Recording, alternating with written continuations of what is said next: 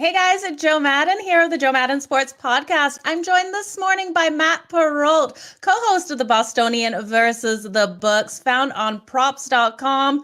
How are you doing today, Matt? I'm wonderful. Thanks for the invite. Glad to be back. I'm so glad to have you back here. We're going to talk some NBA, some NHL. It's going to be fun.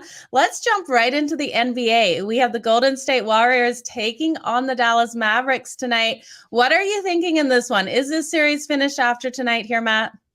I bet it last night at 6.5, but then I woke up this morning and realized that Scott Foster's working the game tonight. So I'm not exactly in love with the fact that the NBA is sending the extender in to work this game here and maybe having Dallas push it back to a game 6. Boston's got one more game tomorrow night. I think they do close out the Miami Heat tomorrow night at home.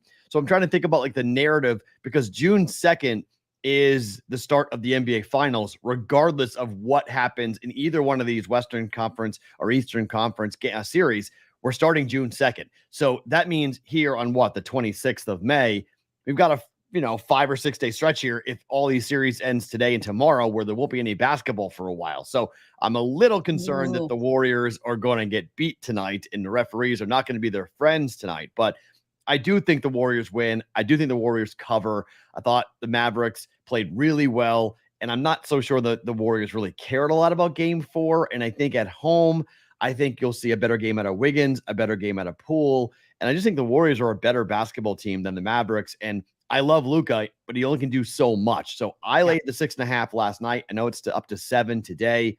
It's a tough number, but I do think the Warriors winning cover. Well, bringing that narrative into things is definitely a great way to look at this game. But the Warriors at home, I think that narrative, getting the win at home, is phenomenal here because that's where they want their home crowd to be backing them.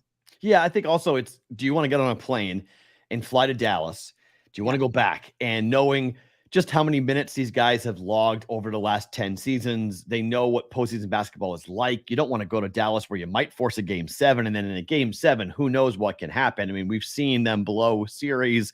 3-1 is the narrative here forever with the Draymond Green and the kick to LeBron James and everything else. So they've had these stories that the scar tissue is there for the Warriors. And it's, do you really want to get yourself into a game 6, game 7 situation? So I think it's in their best interest here going into game 5, just wrap it up and clear it out. And I think that they will, even though Dallas is going to have a lot of fight in them. I don't think they go quietly. I do lean to the under towards this game. I mean, it's a tough game on the total, but I think it's going to be a lower scoring game. A lot of times people say in closeout games, go to the over because a team might punt on it and be like, okay, yep, let's go play golf.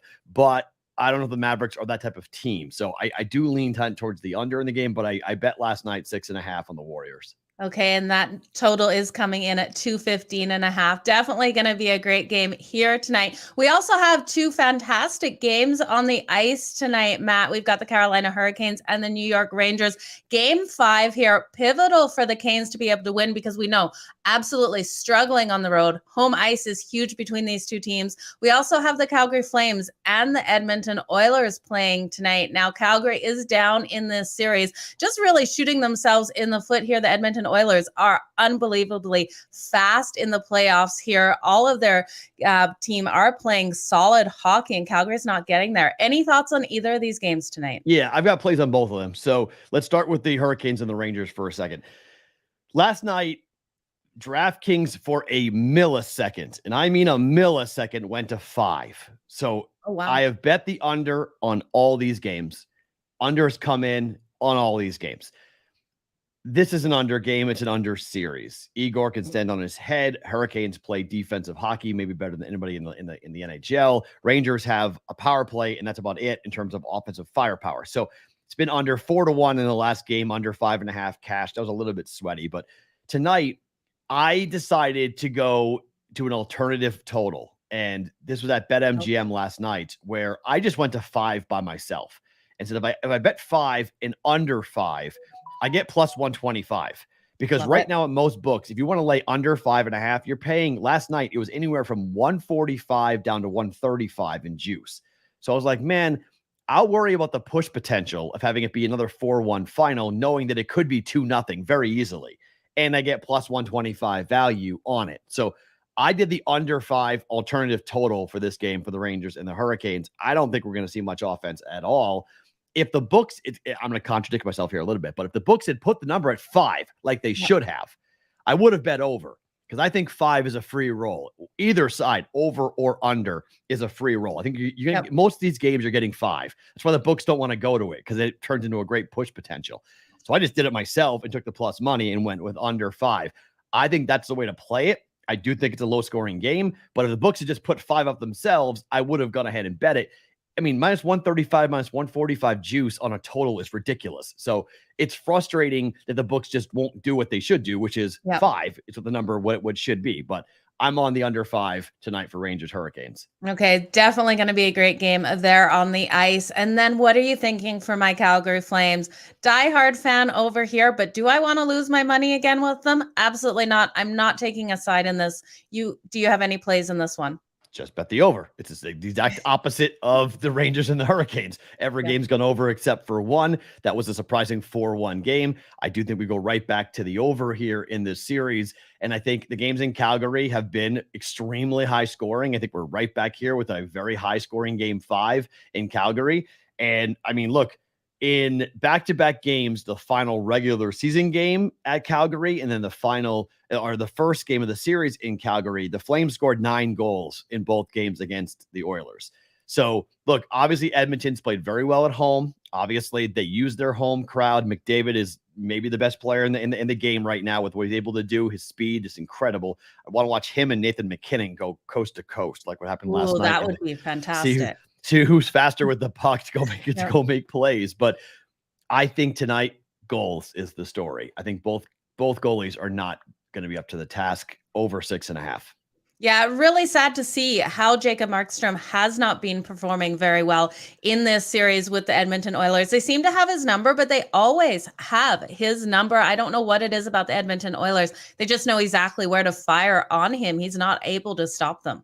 Yeah, it's wild to see. Like, people are calling it pond hockey. I don't really mind watching high scoring hockey games as long as it's quality hockey. I don't care if the scoring chances, it's entertaining and fun. There has been moments in this series where it's not been quality hockey. It's been bad hockey. It's been bad goaltending. It's been short, soft goals being given up. I hope we don't see that. The last game was a good game and it went over. So I hope we have the same situation, like a 5-3 final, where we see some really impressive, pretty goals. I mean, when Evander Kane had the natural hat trick, that was really fun to see. I mean, those are playmaking. Those are fun games to watch when the best players on the ice are making and scoring.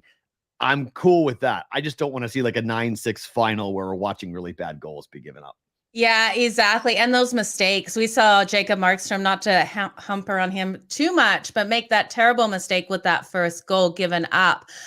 Just passing the puck off to the Edmonton Oilers. Maybe he forgot what team he was on. I don't know what happened there. Mike Smith gave up a goal from the other blue line. I mean, it's you didn't even see the puck. Like, it was crazy. Like, there's been some really bad goaltending in this series. There absolutely has. But I'm hoping Calgary can extend it tonight. Again, not putting my money there, you guys. Calgary has bled me dry in this series. Thankfully, I've been riding those overs as well. So kind of breaking even here, but not touching that tonight. Yeah, I lean Calgary. If I had to pick a side, I lean Calgary to win this game tonight. But you're right. They may be a little snake bitten. I thought they might give Colorado a shot, but then Colorado has their hands full with St. Louis all of a sudden. So I don't know where that series might be going 7. What a game last night we saw with the St. Louis Blues and Colorado Avalanche. I was on my feet. I don't know who to blame. Like, I don't know if the Blues won that game or did the Avs choke it. Like, they just kept on pushing and pushing and pushing. And it was 3-0 and they never gave up. But I felt like Colorado was like, when we want it, we'll have it. And then it was tied 3-3. McKinnon goes, the full length of the ice and scores. It's 4-3. And then, man, when they pull the goaltender and you give up a goal like that, it just felt like, for whatever reason, this team defensively falls asleep too often for my liking. Mm-hmm. And man, I thought Calgary had a decent shot at making the Cup finals. I thought Calgary and Carolina, that exacta to make the finals, was 19-1 at FanDuel about a week ago. And I thought that was a really good bet. I was like, I think Calgary's got a shot.